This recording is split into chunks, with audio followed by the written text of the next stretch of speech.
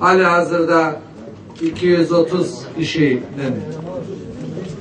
iş bulduğu, çalıştırıldığı, tekstil ve gıda sektörlerine ait 3 tane önemli yatırım. Bir de meslek yüksekokulu yeni bir binayla, yeni bir kampüsle 8 derslik 4 laboratuvarla 300 öğrenci ve 3 bölüm halinde bugün açılışı yapıldı Silvan'da. Bugün tabii bunun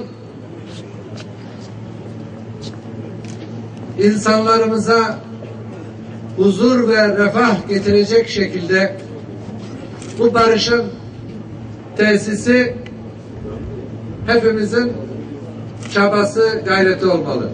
Bu bölgede yaşayan Kürt kardeşlerimizin meşru demokratik taleplerini demokratikleşme ve sivilleşme yoluyla hayata geçirme çabası içerisindeyken bu bölgeye aynı zamanda istihdam yaratacak, kalkınmasını gerçekleştirecek, işsiz kardeşlerimize aş ve iş temin edecek yatırımların hayata geçirilmesine çaba gösterirken maalesef terör örgütü de kendi politik çıkarları doğrultusunda